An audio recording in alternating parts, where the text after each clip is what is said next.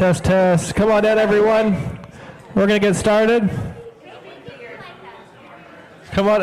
It's up to you. I think we can just say hello. Janae asked me to, so I feel like I should do something. Oh, yeah. If she asks you to, then we'll do it. Come on down. Let's fill in these front rows. Grab your last cup of coffee and brownie. Yeah, if you don't have any paper, we have a few things we want you to grab at the front table. There is a little quiz, and then take one piece of paper from each other pile. But mainly grab that quiz with a pen. You got it. It's all you. Yeah? Yeah, you don't need me. Okay. Just tell me who you are. Get into it. Yeah, great. So I would hold with your right hand, Tori, and use the clicker with your left. Right, kick water over everything.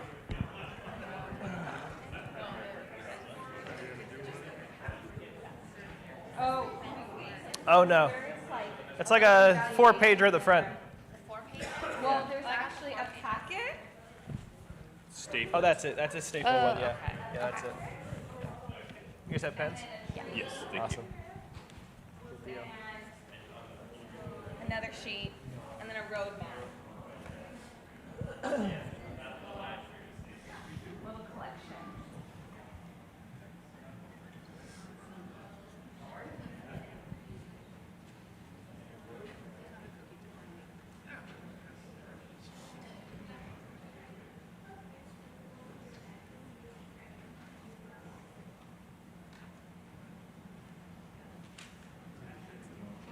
Nice. I'll let you introduce the quiz, okay? And then some of the documents you have there. Yeah, wait a minute. I don't think I'm gonna get set or anything.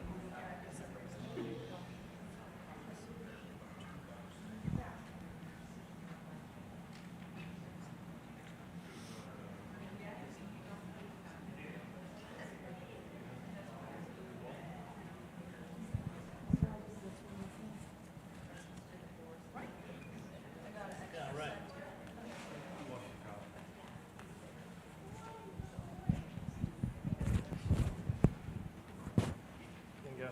That way we can show each one Oh, perfect. That's what I'm here. their things. Alrighty, I think we're ready to get started. Well, thank you everyone for coming tonight. It's good to see you all here. Some familiar faces from session 1. We'll just launch into it. My name is Andrew Rosenkranz. It's my wife Tori. We have, right in the thick of it, we have a 5-year-old, 3-year-old, almost 2-year-old, and our new baby. And we don't know if it's a boy or girl. We don't have any names ready, but in July, we're going to have to. And Tori and I are very passionate about how we're going to navigate through technology and screen usage for our kids. And we're thrilled that Janae asked us to come out and share with you about that today. Like I said in session 1, my kind of goal for tonight is that you create some type of a plan of attack of what to do with your kids. Some people are like, hey, I'm just here to figure out what the news is. Here's some updates, some things to be concerned about. But I want people to hone in a specific plan of what they're going to do with their kids. 2, you might have a plan that you would refine that plan and maybe learn some new things. We have a lot of content, a lot of data. So if you'd be patient with us, we're going to race through it. And then finally, I see it more and more now. I'm 33 years old. When I look around, and I'm even guilty of it myself at times, the amount of times that people are staring at their phones, watching television shows, talking about movies that they, shows they binge watched or all the movies they just saw, kids on their e-bikes, just staring at their phone with the AirPod super glued to their ear, riding down the street. When I stop at stoplights on the way home from work, everyone's driving like this. And so Tori and I are like, how could we develop some tactics and processes where our kids might not be that way? They wouldn't be slaves to their phones and technology. So that's kind of the nature of tonight's talk. Awesome. Yeah, we're going to talk. Then we're going to have some talk time for you guys where you'll talk with your spouse or maybe a small group of 2 or 3. And then we're going to come back at the end. And we have an awesome couple here, the Wares, who the four of us are going to do like a little QA, like, what do I do about this? What did you do about that? Their kids are all thriving and awesome, so, and adult children, but younger. So that's kind of the structure. We are starting out, though, with a little self-reflection. So there is on the second page of your packet, if you just go like this, to this very wordy situation, don't be overwhelmed. You're just going to get through as much as you can, and you are going to read them, and then you're going to give you or your family a rating for each little prompt. So that rating can be a choose your own adventure rating. You could do like A through F scale if you want to just check or no check, whatever rating you like. But we're going to give you time. If you don't get through them all, that's okay. The goal of this little pre-evaluation is for your brain to go, oh, yeah, I hadn't even thought of that. When they talk about that, I want to pay extra attention. And so we're going to put on some music. We're going to let you jump into that, and then we're going to go more into some stories, data, etc. Questions right off the bat about the little pre-evaluation quiz? Okay, we'll go ahead and just get to it. We're going to give you about like 5-ish minutes. So, if anyone needs a pen, I'll run and give you one. Sean, you can put on some nice music for us. I think we're good, Ben. Thank you.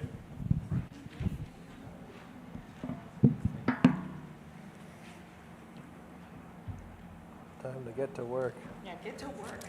I need to rate myself, actually, maybe. I know we should probably do this too, while we're standing right here. So it's familiar. I'll hold this mic a little bit closer.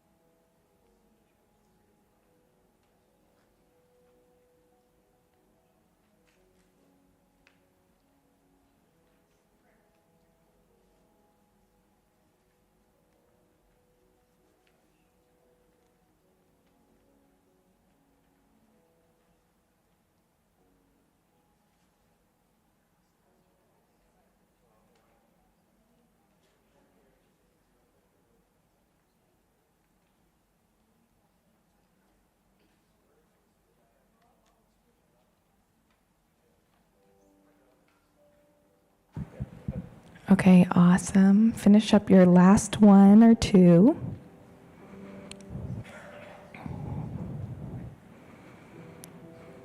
And we're going to have a lot more time to come back to this. We're going to have some work time and time for you guys to discuss it. But you can kind of bring down the music now. That was great, little ambiance. So hopefully some of these didn't apply to our stage, but it helped us to think through when we're at that stage, we're going to have to be thinking this through. So that's helpful. Also, the goal is not to be perfect, but to just recognize the things that in your family that you will want to anticipate, so that we don't want you to feel like you're on the defense every time just trying to clean up a mess, but you're like, oh, I encountered this and we have a plan moving forward. So I definitely found myself on the defense with technology. I taught in Vista Unified for 8 years, elementary, and how I kind of got started on this trajectory of being really passionate about this and learning about this is when I was teaching first grade in my very well-managed classroom that I had a lot of pride managing, so great. I had a student, this was a good handful of years ago, but we had one-to-one iPads because we were so innovative, just giving kids iPads, look at us. And on a school iPad, while I was doing a reading group and they were supposed to, there was like another group doing something else, I had a student in like 30 seconds access very hardcore, inappropriate images and videos super fast. And this student was transferred to my classroom, had a background of some pretty tricky stuff, but I had another student, the student next to that student, come up and tell me during the reading group, Mrs. Rosenkranz, this person is looking at kissing pictures on the iPad. And I was like, thank you for telling me, because I had trained the rest of my class, if you ever see something uncomfortable or confusing, you close the iPad, you tell me right away, you won't get in trouble, I'll be so thankful that you told me. And so I trained the rest of my class so they knew to report it. I walk over, I open up the iPad, the student runs out of the classroom, shame and confusion, the student had a pretty tricky history. I look at it and I immediately am like, I close it, I feel like I'm experiencing trauma too, I put it up high, I contact people in admin. Anyway, they were able to get the student, but I did not receive any help. No one knew what to do. No one knew why it happened on a school iPad. The filters weren't working. He had searched the word SEXE and just clicked on the first link. It happened like that. And so I really started to, now there would have been even more things that I would do for sure. But I thought I had kind of done enough, and it still wasn't, and it's never going to be enough, but that led me on a pretty long path to learn a lot about this, and to eventually I got the opportunity to do some trainings in our district too, of creating a more tech-safe environment, because no one was doing that. It's just this is 30,000 kids here and families, and we're sending them home with devices. No one's doing this, and so I just now have become, obviously, when you experience something like that, and we all probably have stories or heard plenty of stories we could share, similar, even with our own kids, about this. And so we're taking it seriously, we're taking the next right step, and we're just so thankful to Riverview too, and Ben and everyone for inviting us here. Let's look at a verse from the word of the Lord. So Galatians 1:10. Am I now trying to win human approval or God's approval? Am I trying to please people? Or if I was still trying to please people, I would not be a servant of Christ. And the reason why we chose this is because it is very hard with culture and technology and all the messages we get in this particular area to stand and say, I'm doing right, I'm doing what is right under the Lord, not just what my child wants or what I think I should do because I feel pressured. But I'm not just trying to win the approval of my child in this moment, but I am training in discipleship and righteousness for the long term, even if it's not popular, because our approval first should come from God, and that's who we should be seeking. So that's going to be kind of one of our umbrellas as we go through a lot of information. Cool. The other baseline thing we got to know is that healthy tech use, no matter what age and stage, has 3 important parts.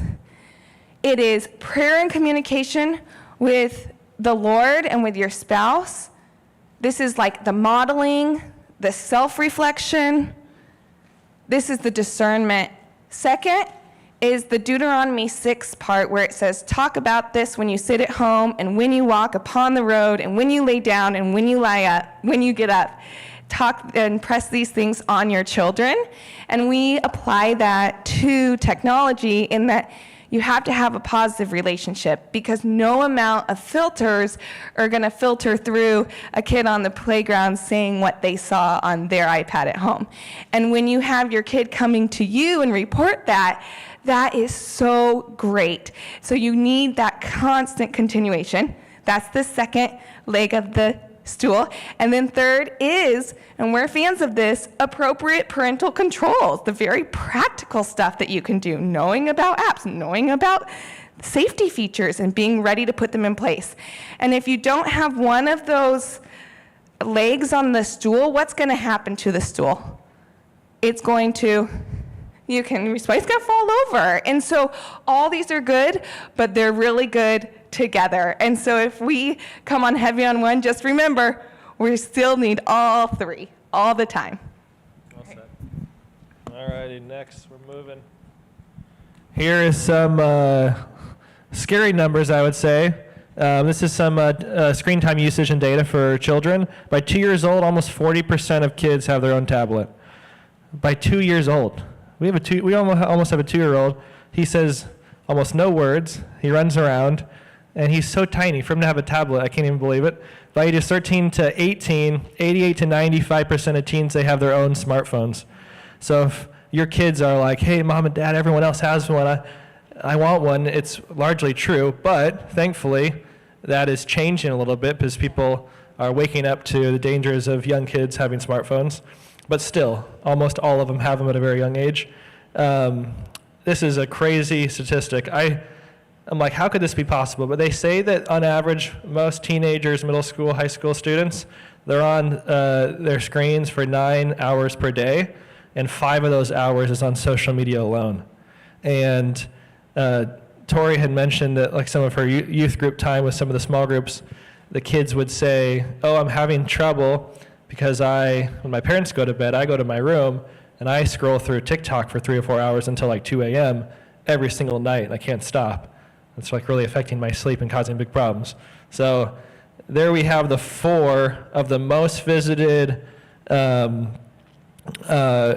or like websites to go to for kids, and they're YouTube, TikTok, Instagram, and Snapchat.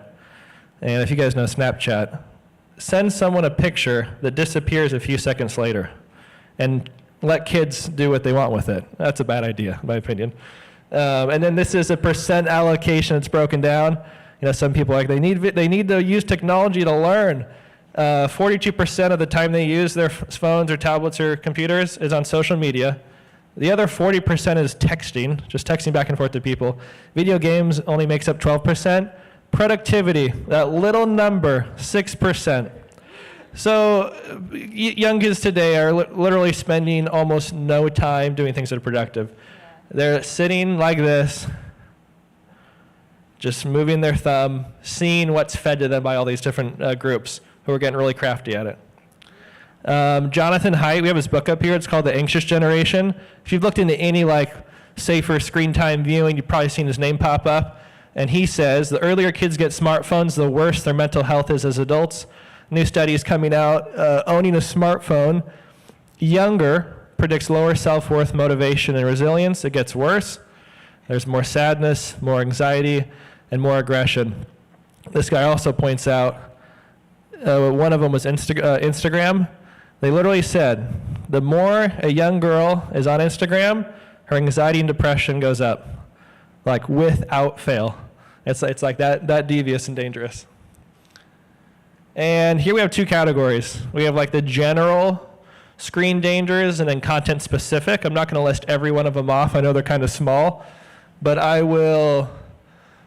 Oh, like I said, I have one right in the middle, disrupted sleep patterns, about these kids that have access in the morning or at night.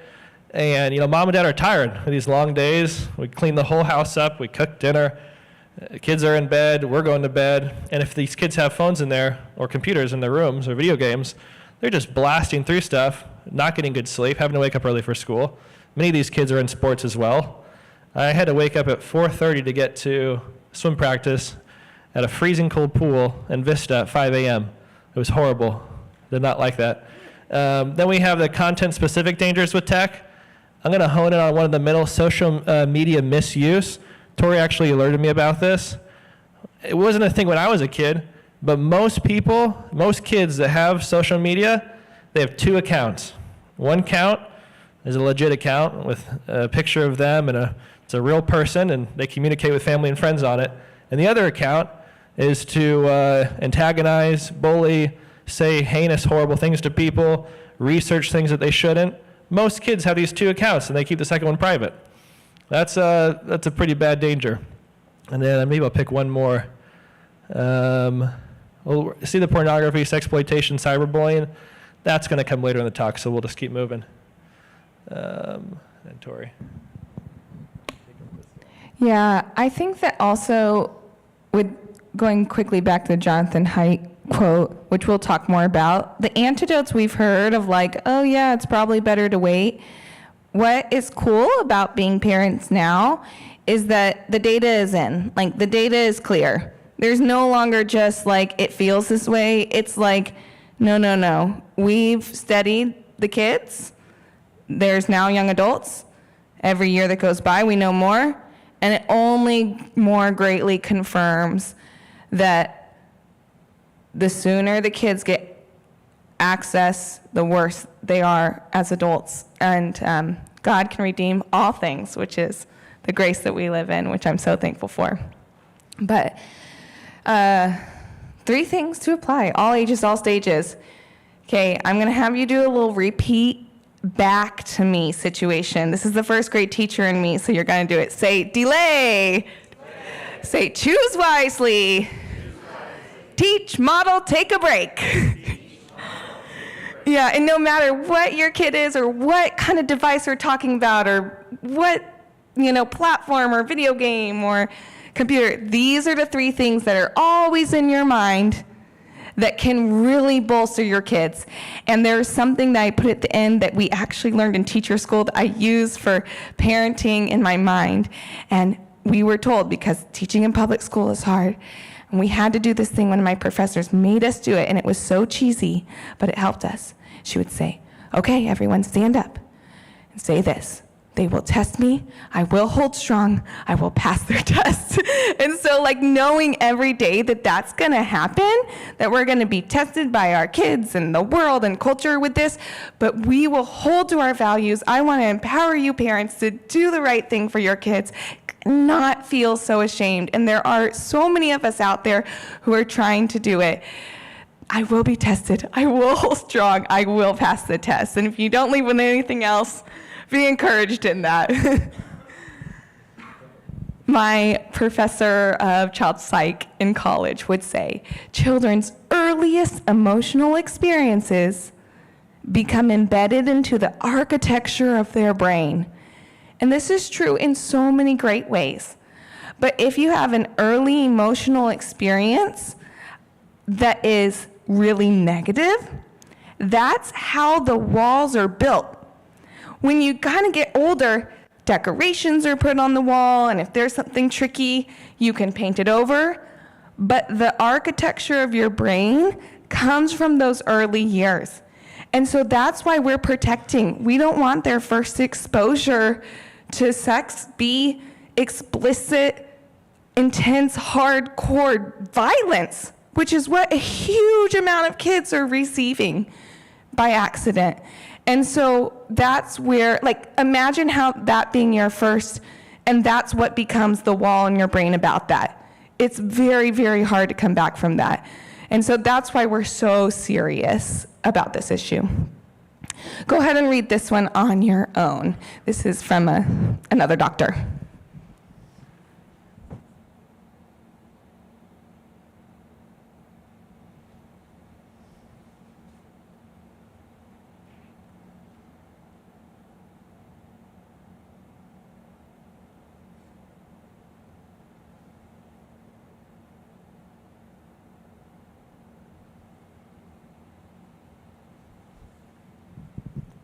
So I actually find this quote kind of encouraging because she says that even when children face a lot of difficulties, that if parents were able to get this right and get this in check, the kids were able to prosper. And we see this in a lot of the world, that there is I was just listening to a Ben Sass interview about this, and he was saying that he's predicts and sees like a bifurcation, like a separation of people who have used technology and let it master them, and people who use it as a tool. And he just expects that will only get wider and wider in society. And I'm like, yeah, I totally saw that teaching. And where do we want our kids? What side do we want them to be on? This is a classic objection you'll get, and the community who wants to limit like kids' interaction with technology is, but they need to be able to use technology. So you have to let them use it. They're going to have to use it one day. Not really the case.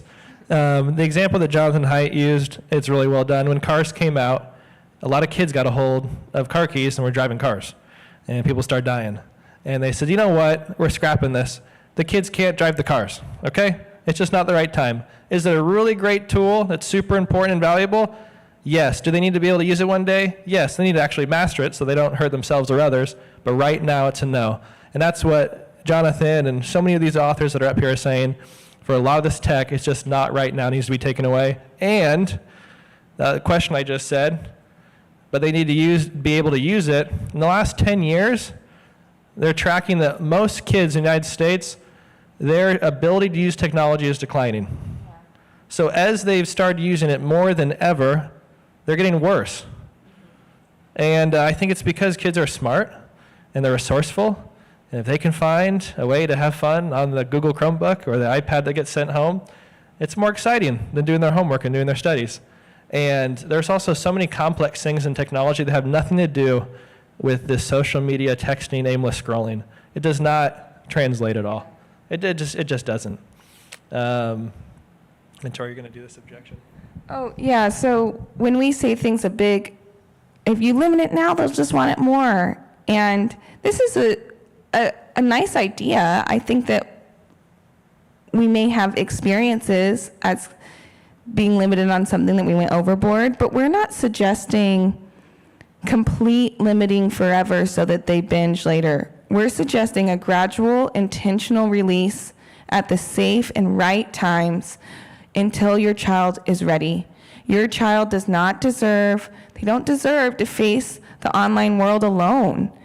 And limiting it gives you the power to be together with them as you develop the skills ready for them to do it appropriately as they age. And so, like we say, children need to be prepared and protected, just like we talked about at the beginning. And boundaries are loving. There's an awesome book called Nurture Shock that has just tons of parenting data. And they did a study on kids who lied. It was an interesting study. And they were trying to figure out what kids lied the least. And they found that the kids who lied the least were actually the ones of the parents who were the most warm and had the strictest boundaries. And that the ones who had the strictest boundaries we're the most kind and loving. And that goes against our culture of just like authoritarian equals mean equals your kid's gonna rebel. That's actually not true. And we know that as Christian parents. We know that we're called to train our children in the way that they should go. But we're also called to not exasperate our children into anger. Those are both biblical texts. And we see that just being true in the data. Surprise! God is right. Zero surprise there. You can go to the next one, I think. But yeah, just knowing that your boundary here is out of love, and it will produce a more thriving life later. Yeah. Oh, so as they get older, this has been a big thing. They need a phone for this.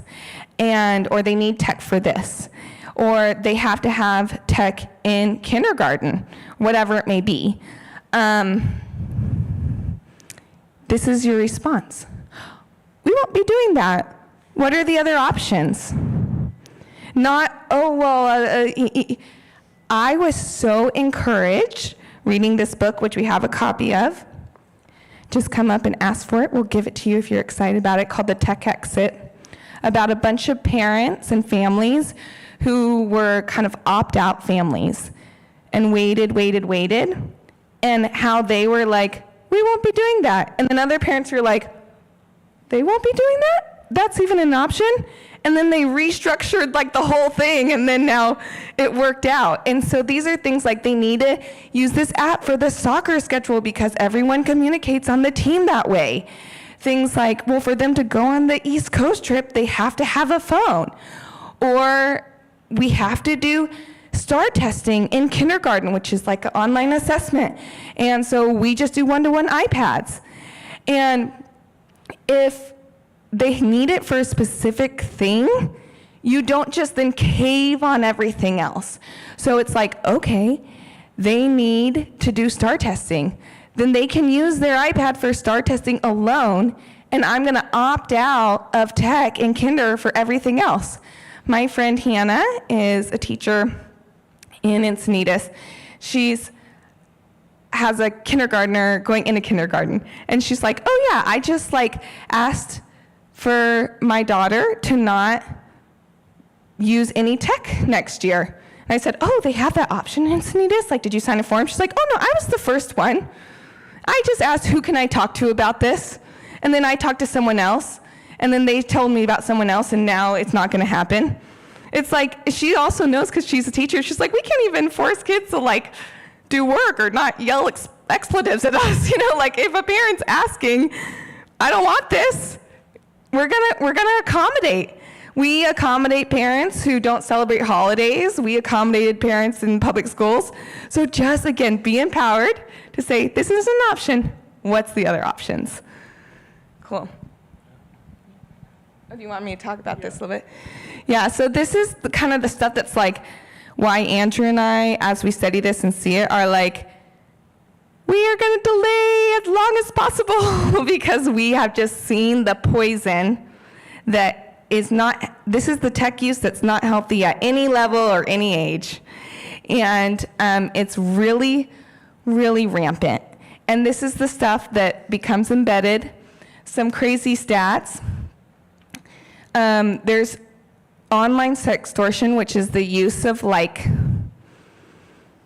contacting kids to solicit them into sending inappropriate images for their own gain, or sometimes to then turn it on them and get them financial gain, is skyrocketing, rising, just blowing out of proportion.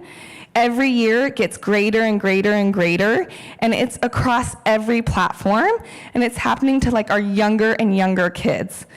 And then it says the current average of first exposure to pornography is between 7 and 11, many of them being much younger. I mean, I had that in my first grade class. The innocent child next to the child who looked it up was exposed, and then the person next to them. And was anyone ready for that conversation? No. And, I'll do that last one. Okay, great. And then this last one here, 75% of parents responded when asked if their child had been looking at pornography that they hadn't, when in reality 50% of those parents' children actually had or were actively looking at it. And when I was a small group leader at North Coast Church for the junior high program, it's so sad. This was before TikTok, before some of the social media and access to stuff like exploded more than it was when I was a leader at the time. This might have been like 7 years ago. In a group of 10 boys, 7 to 8, as a continual prayer request that they would stop looking at things that they shouldn't be. And it's heartbreaking. And I think that as a parent, my theory is that, and I hope this doesn't come off the wrong way, but the kids who view themselves as, and maybe I'm a good Christian kid, they have more shame and guilt to be brought on them if someone finds that out. So I think that some of those kids in my experience, where they come from families who are really intentional about it, even the ones that are intentional, talk about it negatively, say they shouldn't do it. If those kids were to be found out, it would be mortifying for them because they couldn't, be so disappointing. Their parents would be so disappointed in them. So I truly think that, one, you should be asking your children, especially the boys, and what's sad too is some other youth pastors we had spoke with said that girls, it was not that big of a problem, pornography. Fast forward now, it's a huge problem and way more girls involved in it. But for the boys, I think you have to look at your kids' phones or tablets or whatever it is, or computer browser history. You can ask, as you should, but I told Tori, we're both in agreement that we're parents before friends to our children, and how we go about it, we'll have to pray about and be careful about, but I truly think it's so sad that so many people don't think it's happening because their kids are fine and they're doing well and they seem normal, but so many of the boys and girls now struggle with this. Yeah, so I'd say just, you gotta go look into yourself. Real quick. Yeah. On that too, like I've heard it said, like avoid crazy parent mode. So something that we want to implement in our house is if you come to us, we are going to be your support in this. Like we're always your support. We're always your biggest advocates. It will be trickier if we find out without you. So come and tell us first. And that's just true in so many things, even outside of this. And then I've heard people say, well, I didn't tell my mom. She freaks out if I forget my socks. What would happen if I told her about this thing that I saw? And that's a convicting thing too, as a mom, being like, am I such a freaky outy mom that for the things that actually matter, they can't even begin to talk to me about? And so it just puts me in check too, to just be like, I need to be that second, rung of the stool, approachable and communicative. Again, it's a lot of times it's not the kid's fault. They're as likely to see it by accident as they are to search for it. So don't just get mad at your kid. A huge amount see it from friends. Sadly, and this may be some of our stories, see it from even their own parents accidentally. And it ends up getting into a sad, sad cycle. And a lot of times it is sad, a lot of parents don't know. I just am thinking of 100 stories with I also mentored high school girls through youth group, and just so many of them who didn't want this burden on them and then didn't know where to go. And that just breaks my heart, so. Yeah. Okay, this is a really intense video. I don't know if you want it, but it's about online sextortion. So we're gonna watch 4 minutes of it. Take a breath after. There's gonna be some great news coming. So anyway, okay.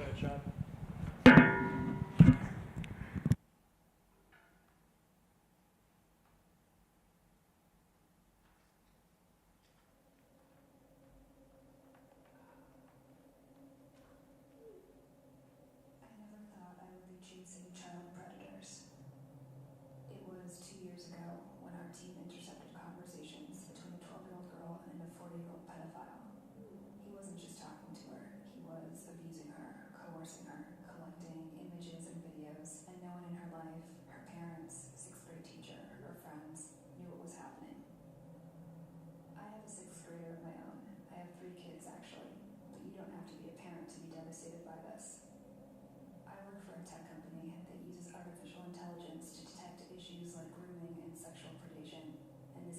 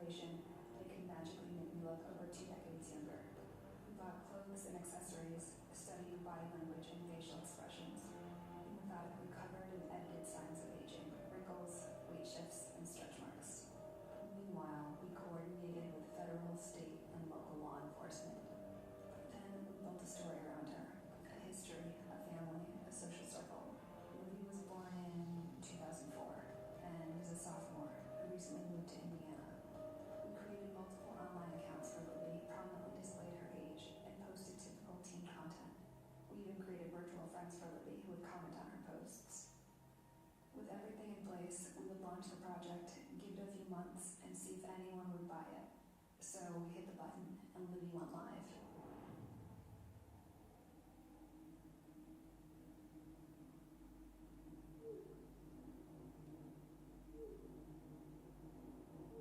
Within the first hour of posting on Libby's accounts, 7 adult men contacted her. By the end of 9 days, that number was 92. The conversations ranged in severity from making sexual comments to sharing and requesting explicit photos and videos to manipulation and threats. The onslaught was so massive, it took 5 of us playing Libby full-time to keep up. We decided to move off-site where we could scale up the operation and gather as much information and evidence as possible. Since Libby is 15, men might try to falsely justify their actions towards her because of her proximity to adulthood. Would parents question, where's the bar?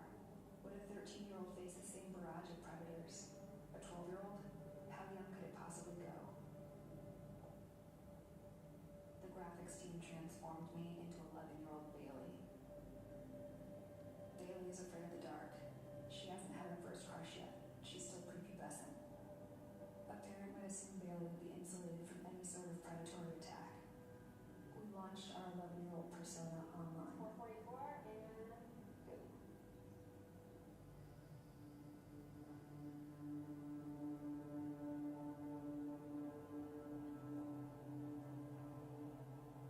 One like from a guy whose profile photo is a penis. So let's say 1 minute, 7 seconds. We have a message request. although this, sorry, 2 more requests just came in. How much time? A minute and 40 seconds? Yeah. How old? How old are you? You go to the profile, you know that that is a child. It also says in the profile that the child is in 6th grade. Another one. It's just lighting up, like the inbox is just boom, boom, boom, boom.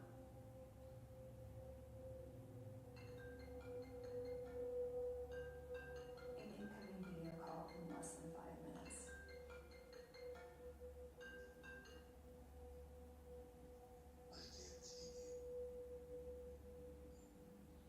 Don't be shy. They all say don't be shy. Few parents know just how dangerous these platforms are for so many kids. So we brought some on site so they could see for themselves.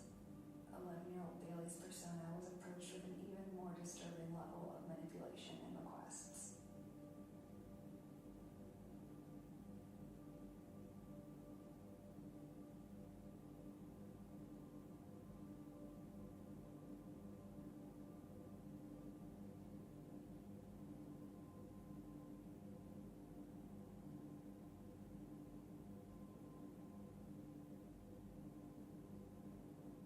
While the majority of the abuse happened from a distance, our child profiles also receive requests to meet up in person, especially our 15-year-old persona. 28-year-old Keith was relentless.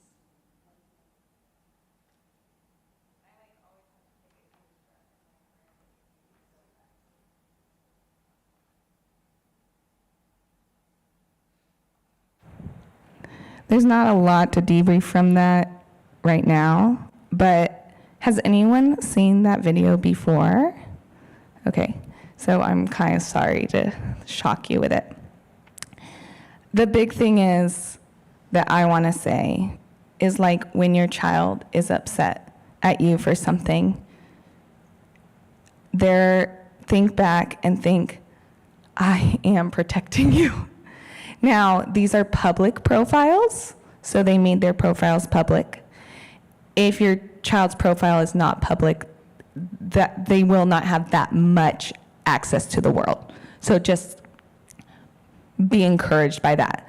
But we are on the not at all end as far as social media goes, just because of our experience. And that is just like literally one of so many. So, okay. The other quick point I want to say about that is it's not just girls.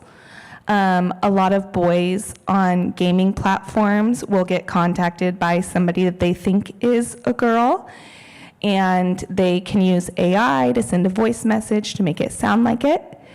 They solicit the male into sending inappropriate pictures, and then they use those pictures. This is happening, I'm telling you, all the time. The cyber tip hotline in the National Center for Exploited Children got 20 million tips last year. So they take these pictures and then they use them to say, hey, now I have these pictures of you. I'm actually not who you think you are, who you think I am. I'm going to send these pictures to your family. I know where you live. Like, I'm going to come after your parents. And this 12-year-old boy in this gaming platform is now receiving these horrible threats, and they are just literally, some of them bring themselves to death, but they're dying inside. They're told to get gift cards and money. It's like a scam in the most horrendous way. And so just like no one is immune, there's this syndrome called not my kid syndrome, and we all can be, think that. But just remember, if you know in the back of your mind when your kid comes to you, you might not freak out as much, and slow drip of preparation will help your child. Okay. I did just go back one real fast. This is the cyber tip line. Your kid should know about this when they're older, like when they're in high school, maybe for their friends' sake. It's literally like cybertipline.com. But once you do a tip, they really help you through. They offer advice to parents, and it's like the first step of reporting anything. Now, rarely are the manipulators able to be caught because there's just so many, and so often they're international like scam groups that are based out of a lot of African countries and Asian countries and Middle Eastern countries. But it still helps you get resources, and it's really helpful to document it. So it's just really good to know about. All that information is also in your packet. Okay. And we can't talk about technology and kiddos if we don't discuss or debrief video games. So I have a few arguments here. My first argument is that video games were a hobby and that they're now a business. They were just a fun thing people did, and now the amount of money poured into it from companies and poured into it by parents for their kids is out of control.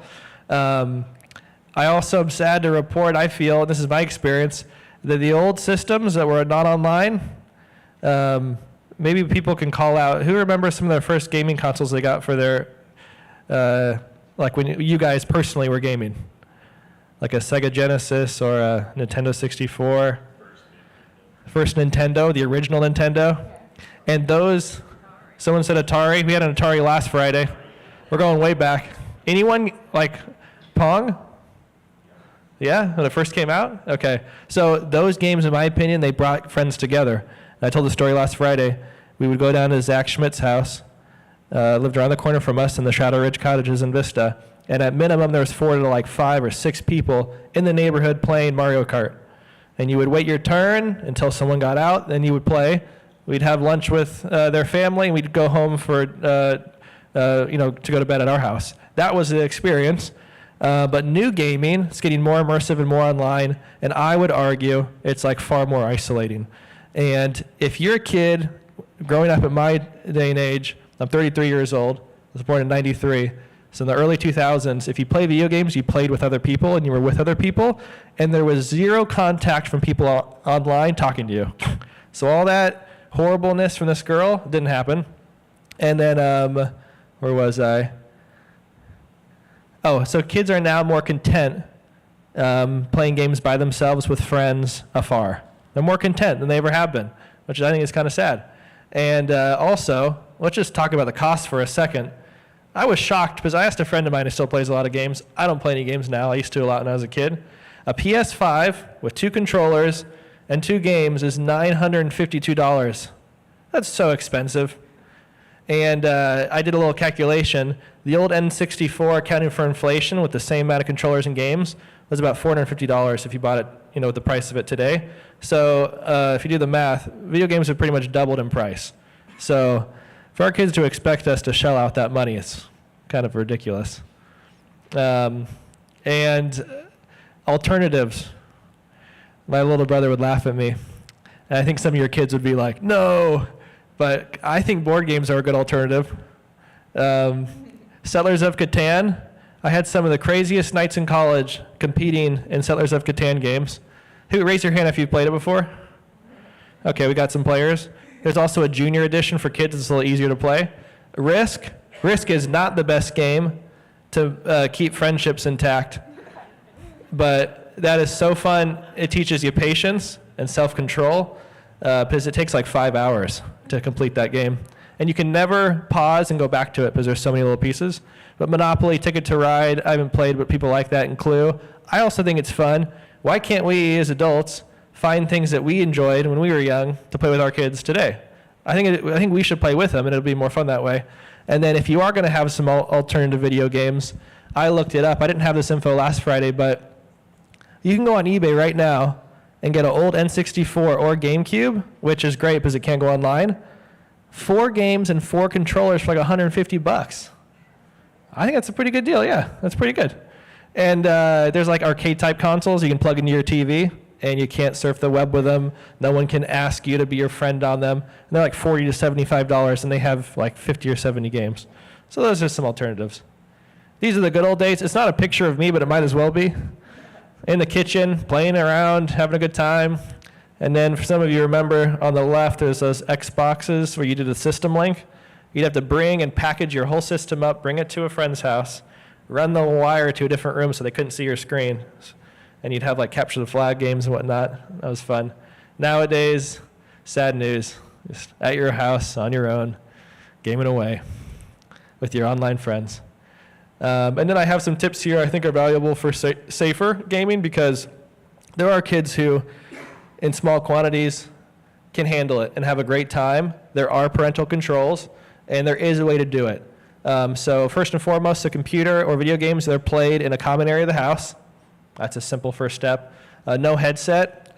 I said 16, but I'll be honest, I don't really know. I mean, I would wait till they're older, because you're literally talking with kind of anyone you want. You can figure out ways to talk with only your friends, but just maybe hold it off till later. Moderation. After homework, only on weekends. Maybe they have like a timer, like 1 or 2 days a week. There are parental controls. I wish I had better info and more time.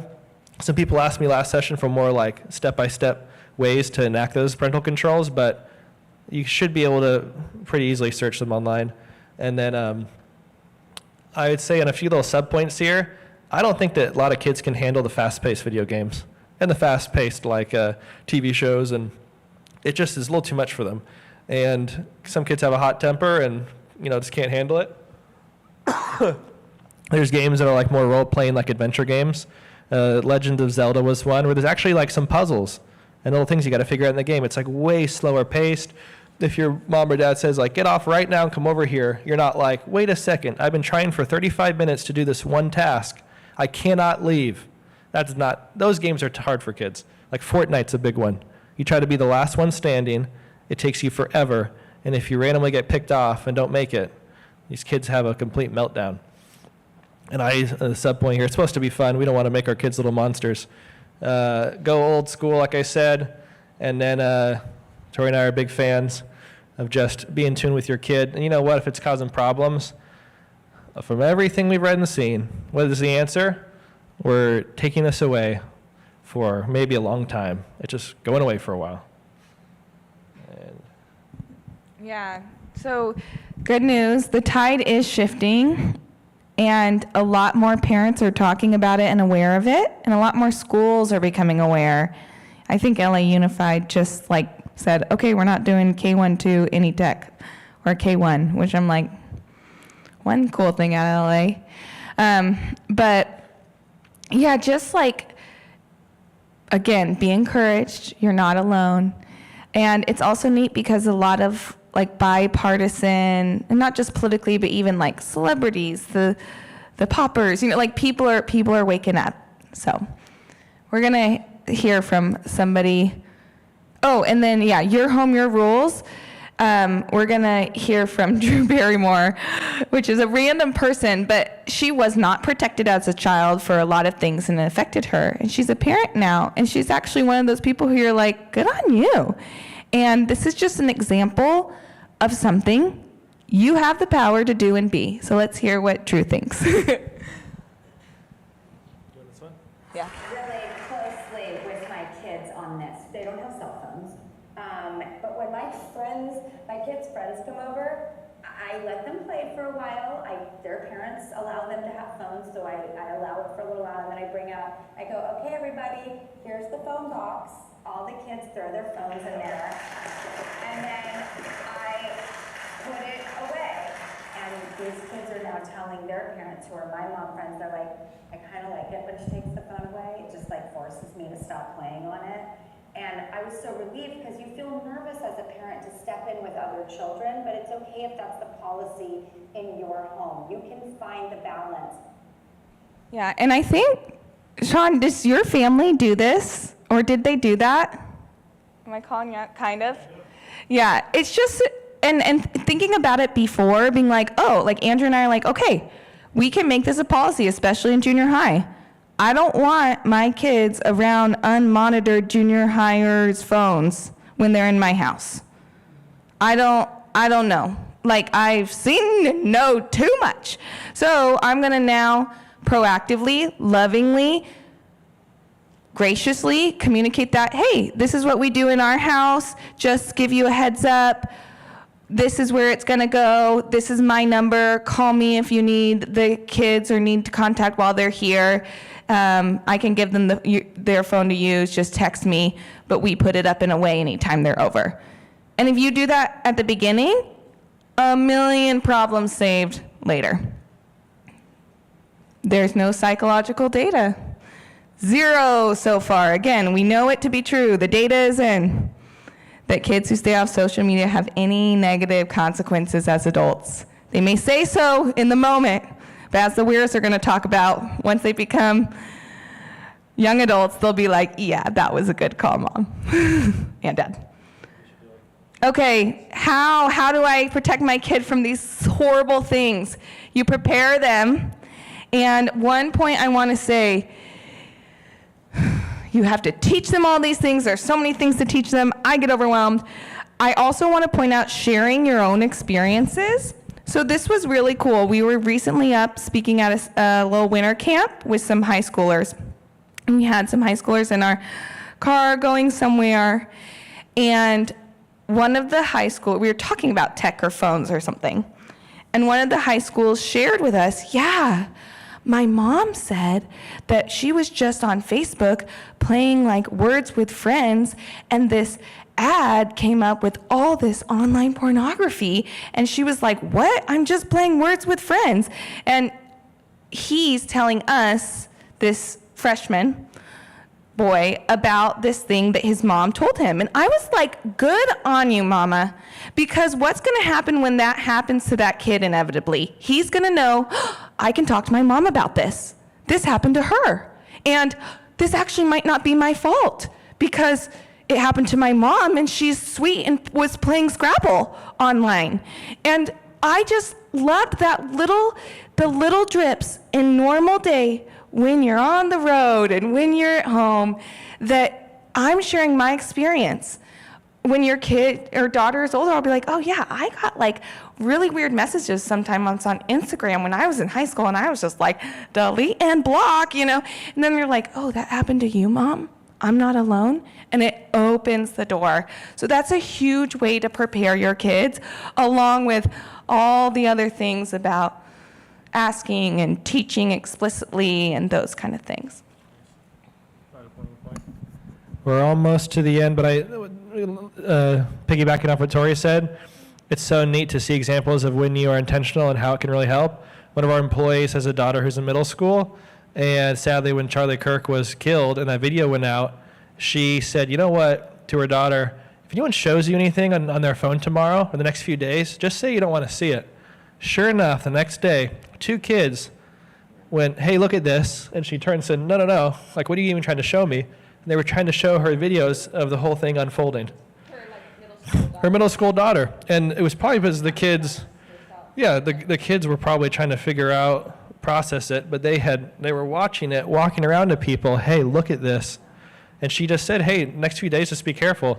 and it really protected her. So that was like some of these things, it's not rocket science, it's just simple, short conversations that can wildly help our kids out trying to navigate and live in a pretty difficult environment. Yeah. That's one. And then I think we should jump to, we want to get to. And then the protection part, that's the other part. Yeah, do this and then we'll finish. I'm not going to go through this because it's in your packet, but this is the stuff that's like, oh, set up these parental controls, delay here in this area, regularly check on your child's phone, choose a safer option. Has anyone heard of Bark, Pinwheel, Gab phones before? All great options that are coming out, available to us, that weren't available 10, 15 years ago. Such cool news. So protect and prepare. Look into more what that looks like. I like to say age plus readiness. So I am not a fan of just like, we always, when their 14th birthday, give them a gift.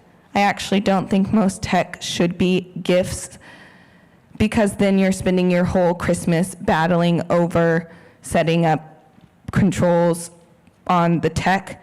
I think that it should be earned by maturity and demonstration of readiness on the child. And then yes, because you need that gradual release of responsibility to embolden them into adulthood. But both are important. This is the one you have in your packet. I made this, I drew it, and then I used AI to digify it for me, and they did a great job. So using tools, not letting them master you. AI is not my friend. I used it as a tool. So, this is just like our suggestion and what we want to do with our family.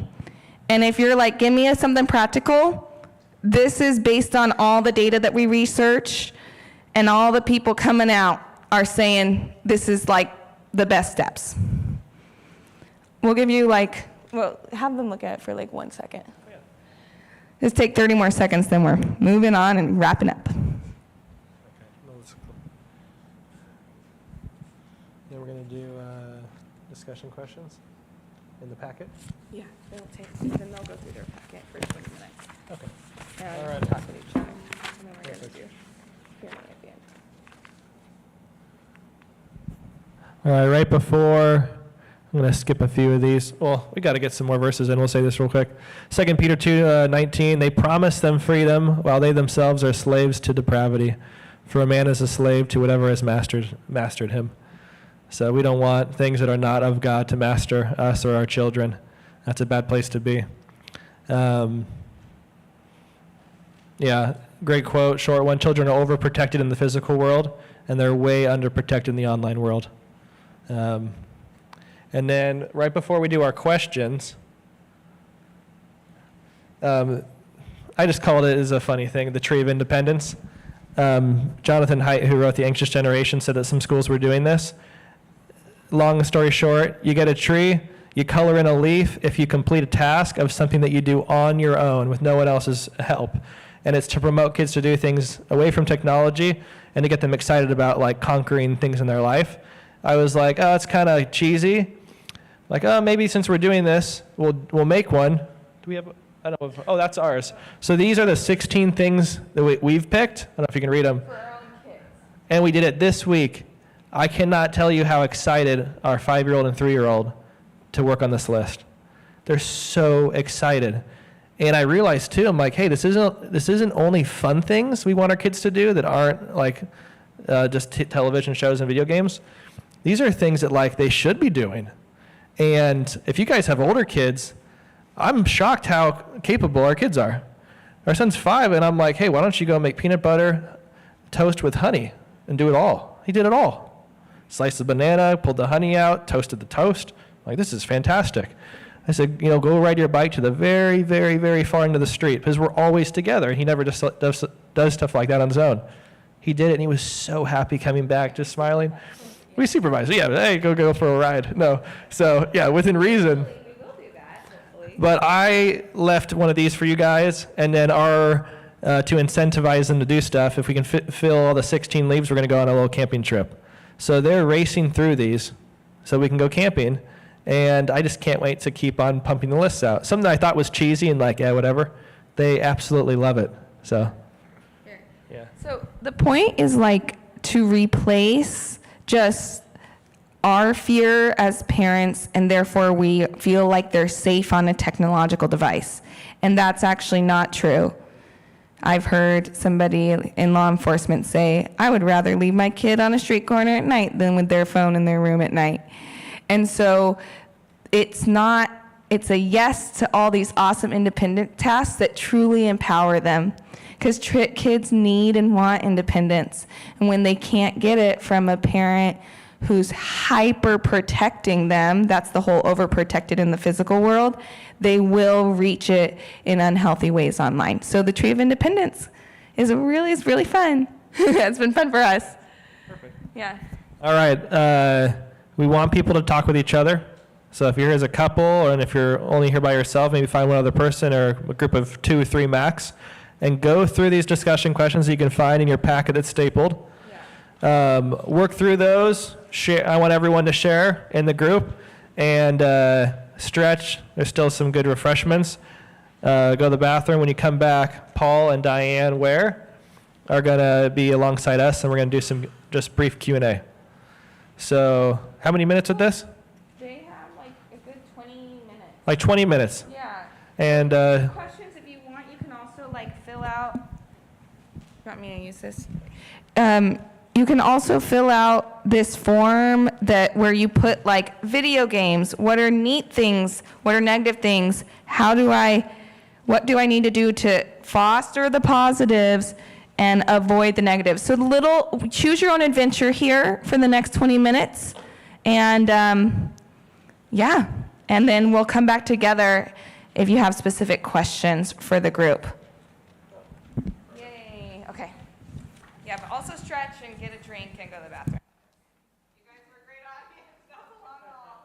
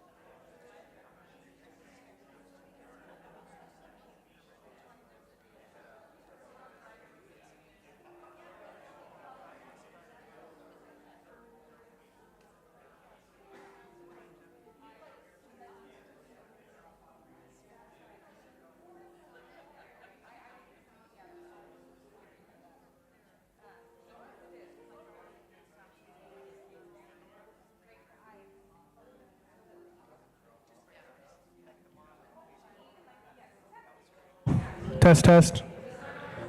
Come on down. We're going to do a short Q&A. And then let the people watching all the kiddos head home. So be respectful for them. Is Janae here? Maybe someone can walk the microphone around to people. Or we can just talk because it's pretty easy to talk in this room. What do you want to do? Yeah, we'll let people hear that. We'll let people hear what the question is. Oh, sorry. Yeah. This. Okay. So we'll just let the questions come as they may, and we can have a nice awkward pause for a while. Oh yeah. Here, I'll let you guys introduce yourselves. My name's Paul Ware. I'm Diane Ware.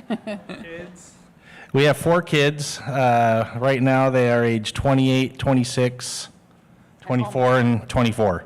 So we had some twins there. So we raised them all right here at Riverview Church all the way through high school. So they're good human beings. We're brought up right in this children's program. Nice. Wonderful. Yeah, and Janae asked them to come because they were a little bit more of a holdout family, you would say. And they told me, they asked their kids before coming, what did we do right? What did we do wrong? And they said, you didn't do anything wrong. So I was like, you need to give the presentation. But at the time, you said that they were mad. So anyway, but we just wanted, because we have 4